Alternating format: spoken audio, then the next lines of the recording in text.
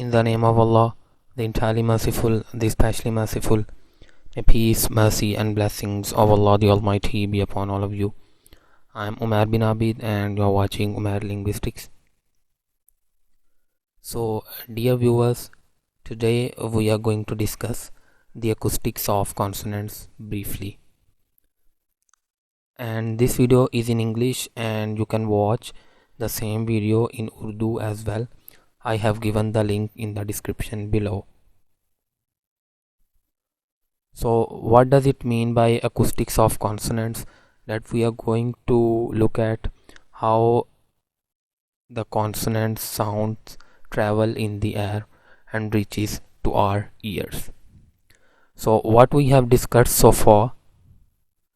So in lecture 1 we discussed speech production mechanism, speech mechanism.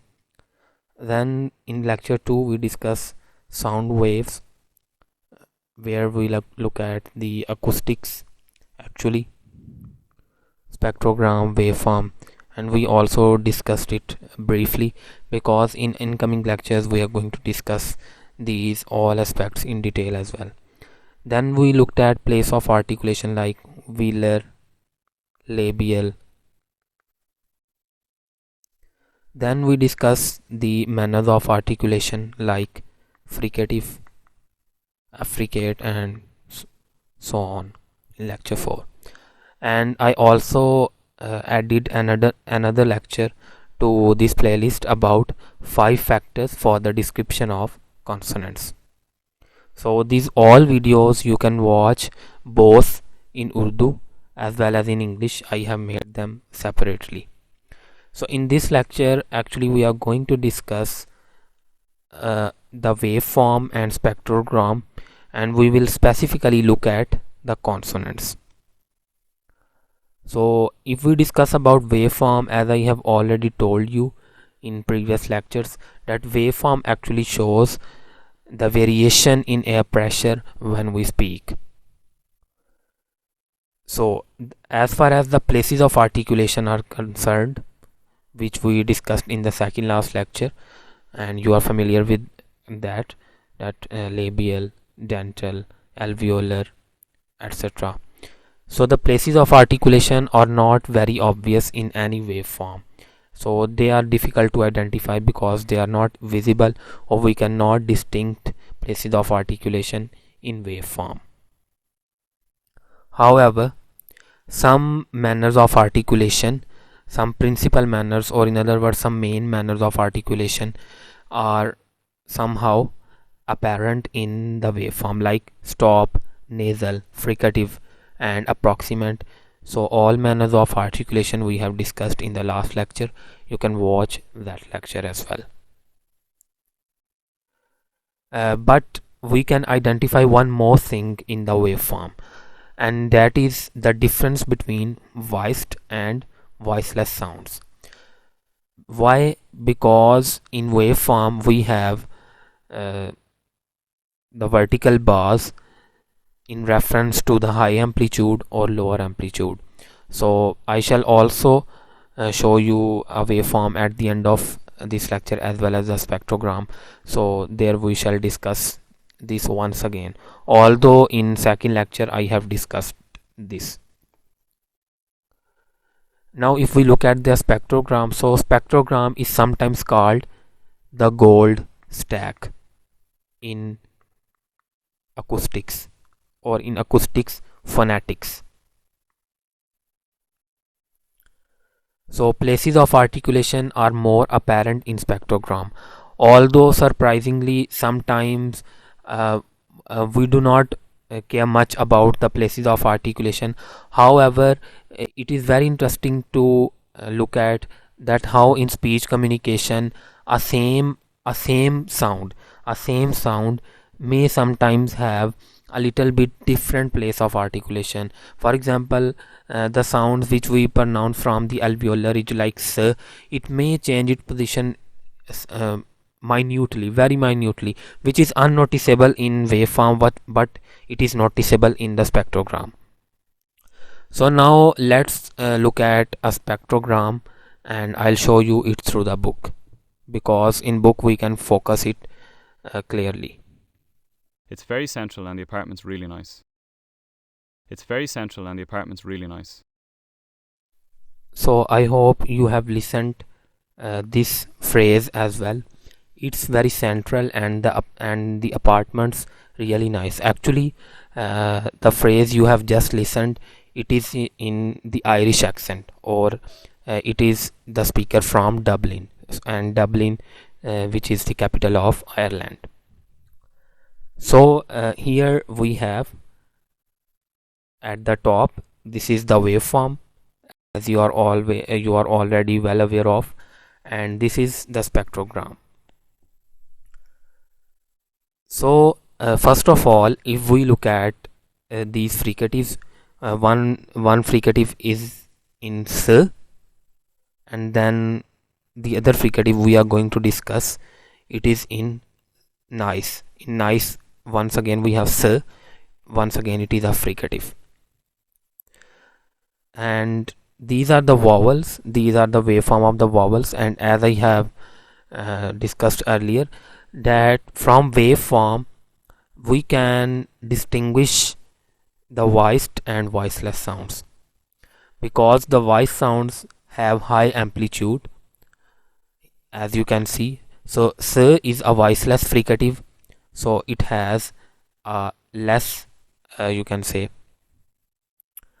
a small amplitude, while the vowel, so in this area you can see the tallest bar is of vowel. And why this V also have high amplitude, I am not going to discuss in detail about the whole spectrogram in this lecture.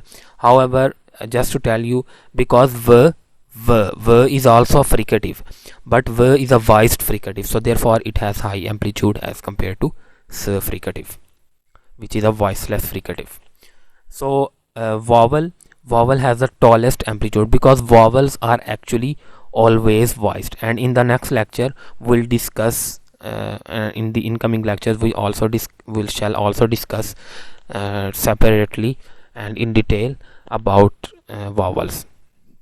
But you can see the major difference between fricatives and vowels, both in the waveform as well as in the spectrogram. So this is the spectrogram of fricative S, and this is the spectrogram of vowel.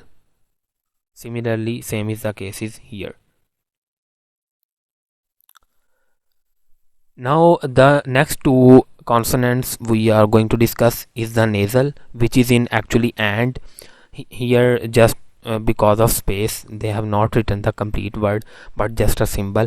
So in and we have N, which is a nasal sound. So here is the nasal sound, and here is one lateral sound which we are going to discuss in really, which is a L. L is a lateral sound.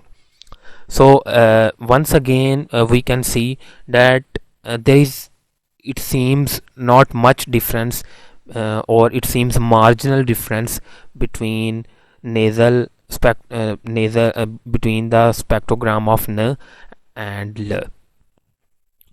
However, we can clearly see the difference in their spectrogram, not in waveform but in the spectrogram.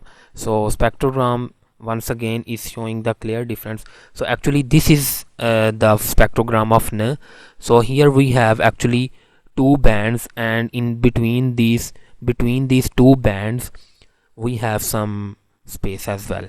So the more black is the band, as we can see here in vowel, so actually it shows more energy. The more energy, the darker will be the band. So it shows that this nasal has actually less energy as compared to the vowel. Similarly, this is the lateral. It seems, and it is clearly shown here, that lateral L has actually higher energy here but less energy at the bottom. We shall discuss in the incoming lecture. Actually these dark bands by spaces show some frequencies which we call F1, F2, F3. So this is but here we are discussing nasals, so you can see nasal and lateral and fricative. So in spectrogram we can see the clear difference. Once again an important point which I am going to discuss. In nice, we once again have a nasal sound, so approximately it comes here, but once again we are unable to pinpoint this n sound. But here in spectrogram we can consider that this is the spectrogram of n, this is the spectrogram of this sound n. And what we were discussing, that spectrogram can also shows, can also exhibit, can also display the places of articulation, the difference between the places of articulation. So here you can see this n in spectrogram have seems to have a little bit higher energy as compared to this nasal in and. Similarly, if we look at these fricative in s, this fricative in s, only this part we can say, this one, let me just use the pencil, so just this part, s. And about nasal we have this part here and actually this part here. So we can see the difference, that this fricative in s in its and this fricative in nice, they are different in one way clearly, that in this fricative we have the energy just from the bottom to the from bottom to upward, we have energy and we have cleared energy throughout. But in this fricative we don't have energy at above, but we have energy at the bottom. So this is actually the difference which happens during some places of articulation, and it happens because of many ways. Sometimes when the sound comes between, or when the same sound come at the end, so actually it makes the difference. Same is the case is here with nice, and this is the energy of the lateral. So I hope you have understood, or you have some idea about this, and in the incoming lecture we shall discuss spectrograms and waveforms again and again with some softwares as well. So we shall we will be, you can say, we will at one time we can discuss these, or we can read these spectrograms quite easily and in a better way. So this is all about this lecture, and in the next lecture we are going to discuss the articulation of vowel sounds. So I hope you have understood it. If you have any question, or if you have found any mistakes in my lecture or in my lectures, so you can point out in the comment section. I'll always acknowledge these feedbacks. Don't forget to give your feedback. Remember in your prayers. Jazakallah khairan, and thank you.